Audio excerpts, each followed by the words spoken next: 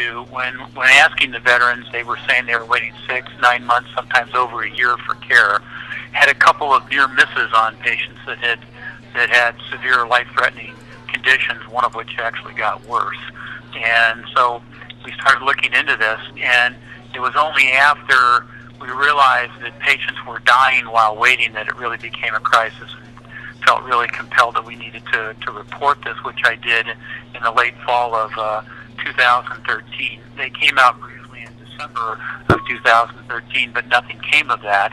I retired at the end of December 13, sent another letter off to the IAG as well, to Chairman Miller, Senator McCain, and Kirsten Sinema, and a couple other, actually not Kirsten Sinema, it was another Democratic representative who was on Chairman Miller's committee about all this, and nothing came of it until Chairman Miller made the accusation in April when it went public, and CNN broke the story on TV, and the Arizona Republic writer Dennis Wagner broke it here.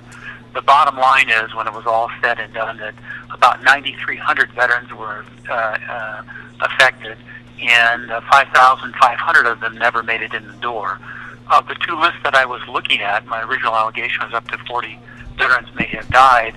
On the two lists I was looking at, 83 veterans died while waiting. In total, 293 patients died while waiting for care at the VA.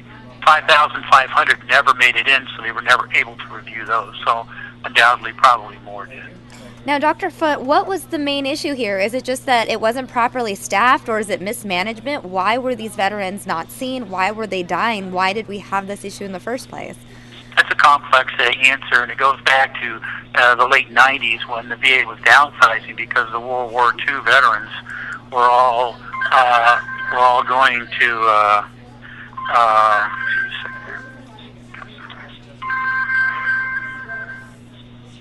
it all goes down to when the World War II veterans were dropping out. They anticipated that they would only have about 3.5 million veterans to take care of in 2005, and so they opened up the enrollment, hoping to get up to 5 million veterans from 99 to 2002. And then that caused, and then what happened is they got too many enrollments. They ended up with 7 million.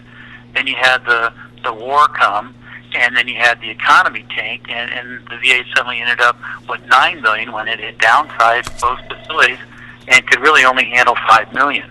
So rather than admit to this and say what has actually happened, they tried to cover it up, and one of the ways the VA does that is they keep lists of when you're on the waiting list, you're supposed to be put on the waiting list, but to get around that, many centers were gaming the system by taking the next available waiting appointment and putting the appointment in, and then backing that appointment out, and then changing it to a desired date. So it appears that the patient didn't want an appointment in a week or two, they wanted it in a year or 6 months or 9 months.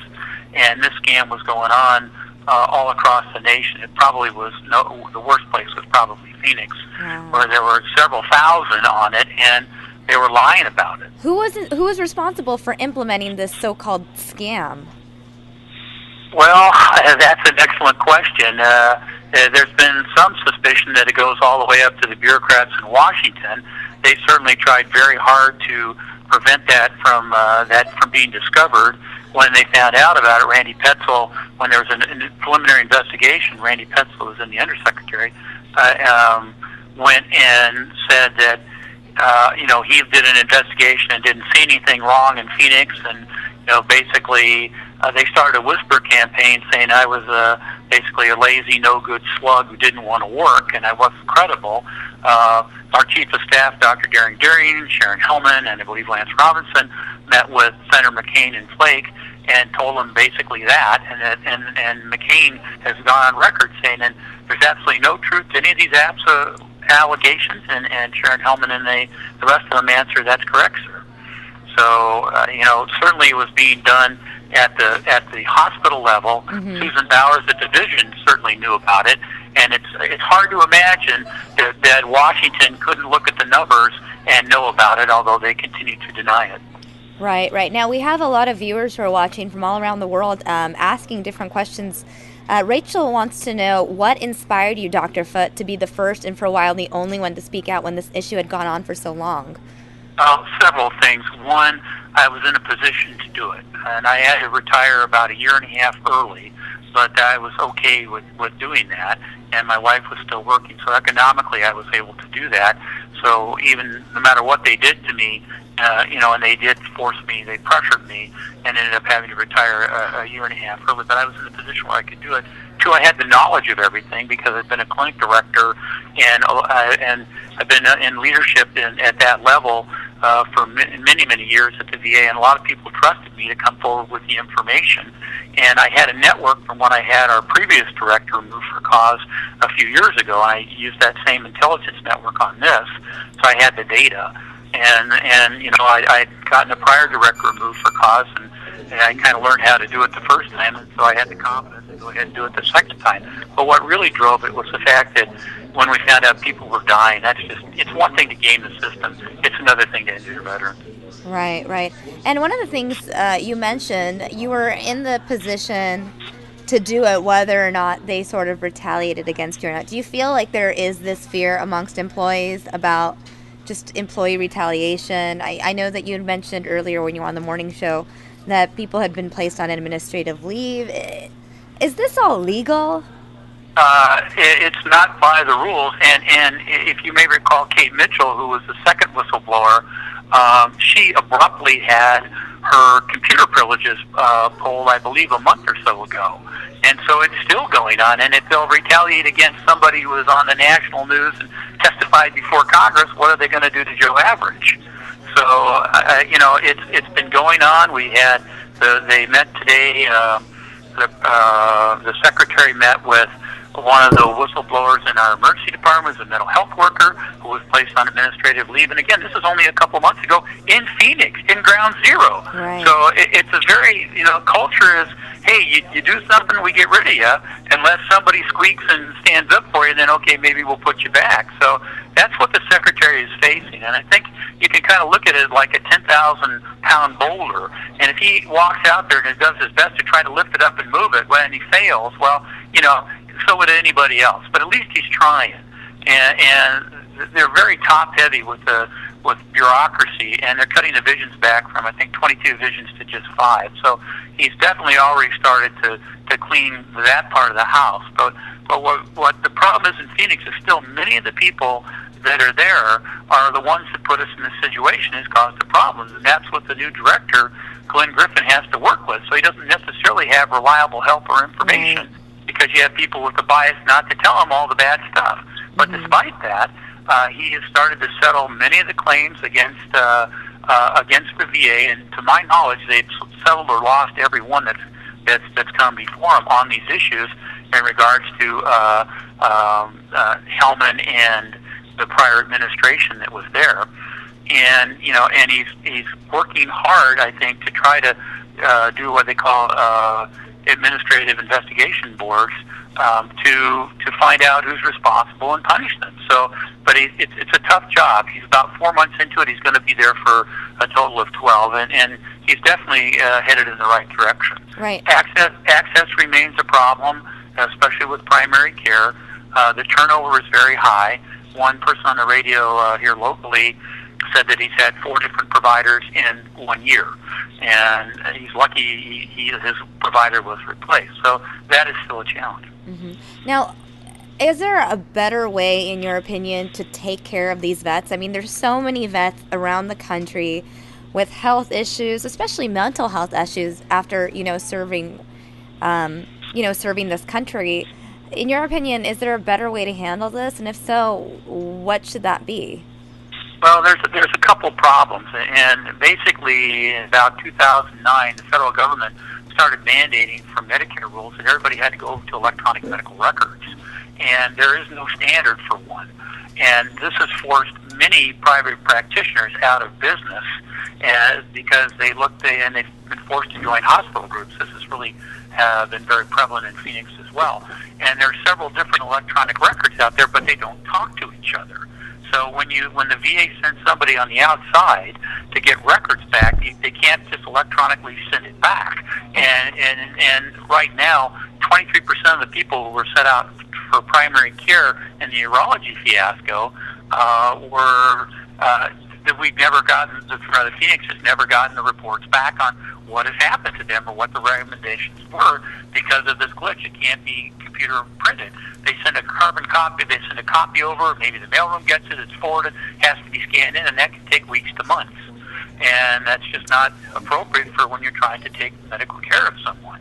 So even though I think the VA needs to partner with the private sector, it's difficult to do because of the computer issues. And this is the same problem where one doctor's office to another, if the computers don't talk to each other because they're different types of computers and because of certain HIPAA requirements, it makes it very difficult to transmit that type of information. So you're saying it's because of computers that certain vets basically can't get the health care they deserve? No, that's one of the problems when we try to go to the outside, which is what they're doing now with the Veterans Choice Card. No, the problem is it's the mismatch between supply and demand. As I said in my New York Times op-ed piece, that basically the VA needs to look at what its core mission really needs to be and what its resources are. And I would say their job number one is to take care of service-connected veterans, number two, all combat veterans, and number three, the most indigent and the ones that are at the highest risk, especially the mental health. Then they need to look and see what resources, if they can meet that requirement, and then whatever resources they have left, then they can look at with other veterans. Because right now, trying to be everything for everybody, they don't have the resources and they can't do a good job of it, and it negatively affects everybody else. Think of all those patients who were waiting for an appointment who died while waiting, thinking that they were going to get one, and they never did. Mm-hmm.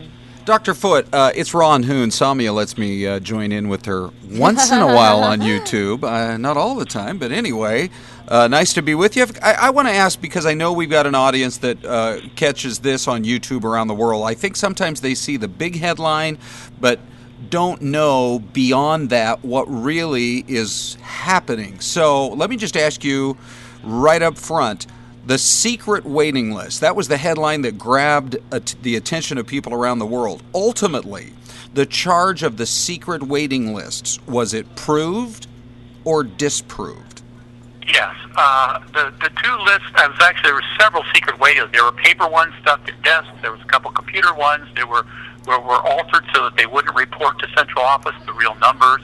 But of the two main lists I was looking at, the original assertion was that up to 40 veterans may have died off of those two lists while waiting for care. The actual number of veterans who died while waiting for care in the Phoenix situation was 293, 83 of which were on those two lists that I was originally looking at.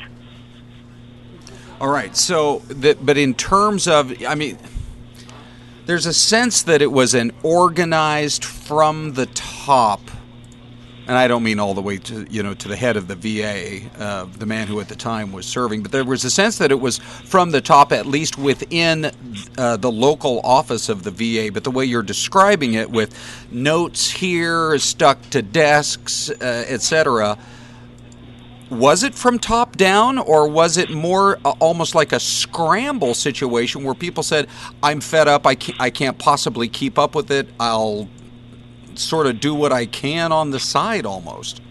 Well, Ron, that's been discussed because the VA top, I can't remember who it was, put out a memo in 2008, 2009 on, quote, how not to cheat, and outlined 30 things that you shouldn't, quote, do, unquote. And so people took this, interpret this was a way of showing them how to cheat, or was it a way to tell them not to cheat? But it seems, unless Washington is completely incompetent, okay, they'd have to know, they know the number of veterans, they knew the supply, and the system was rigged. If the medical center's numbers look good, then the vision directors look good. If the vision directors' numbers look good, then the bureaucrats in Washington, and everybody cashes in for the bonuses. Clearly, our vision director knew what was going on, okay, and throughout our vision, and especially at Albuquerque and other places, and not just Phoenix. You have to either think that Washington is completely incompetent, or they knew about it. And they had to have known about it because it's been in the IG reports since the mid-2000s, multiple cases of it, and they sent out the memo, hey, guys, don't do it. But did they actually go look and check and see if they were still doing it?